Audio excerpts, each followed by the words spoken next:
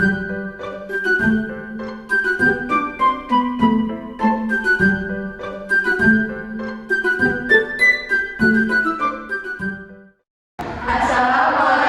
warahmatullahi wabarakatuh. Sebelumnya, kami dari kelompok 6 dari kelas 2B pada mata kuliah pengelolaan pendidikan. Di sini kami akan mempresentasikan media konkret yang sudah kami buat, yaitu mengenai papan tujuan pengawasan atau board tujuan pengawasan. Sebelumnya, izinkan saya memperkenalkan diri. Saya Fadilatul Isman. Saya Mutiara Zaizabun. Saya Syifa Fadilah. Saya Putri Rupiana. Di sini kami akan mempresentasikan hasil dari karya buatan kami mengenai media konkret tujuan pengawasan dalam bentuk papan tujuan pengawasan.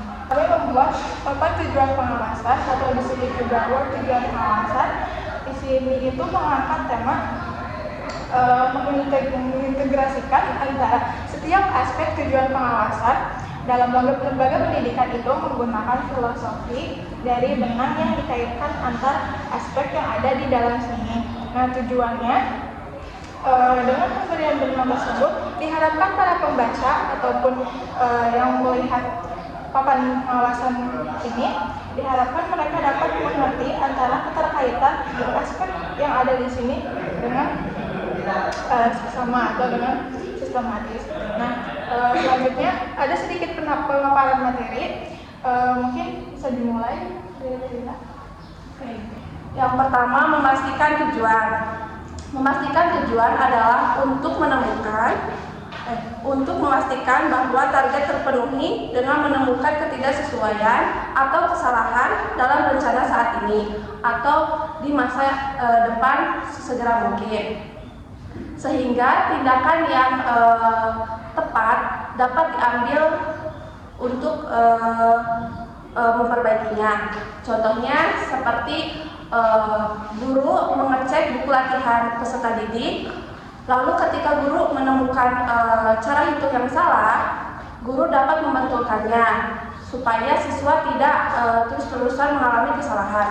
Selanjutnya yang kedua yaitu ada pengendalian. Nah, seperti halnya perencanaan, harus proaktif dan berfokus pada masa depan untuk memastikan bahwa tindakan tidak menyimpang dari jalur yang telah ditetapkan. Contohnya, sebelum kegiatan pembelajaran dimulai, guru mengecek kesiapan belajar peserta didik. Jadi, pengendalian itu intinya adalah memastikan proses belajar tetap sesuai rencana. Nah, setelah guru memastikan kesiapan belajar peserta didik, pengendalian dilanjutkan dengan mengamati jalannya pembelajaran. Misalnya itu, guru melihat apakah peserta didik sudah paham akan pembelajaran, apakah suasana kelas sudah kondusif, dan apakah metode yang digunakan sudah sesuai dengan pembelajaran. Nah, jika ada tanda-tanda pembelajaran yang keluar dari jalur, misalnya itu peserta didik yang tidak paham atau suasana kelas yang tidak kondusif, guru langsung menyesuaikan cara mengajar agar tujuan pembelajaran itu dapat tercapai. Selain itu, pengendalian juga mempermudah untuk menemukan masalah lebih cepat.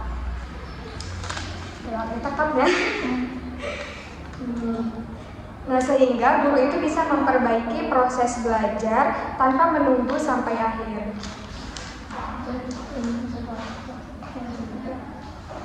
Yang selanjutnya ada manajemen. Manajemen hanya manajer yang dapat ditugaskan untuk melaksanakan eksekusi rencana yang dapat melakukan pengendalian.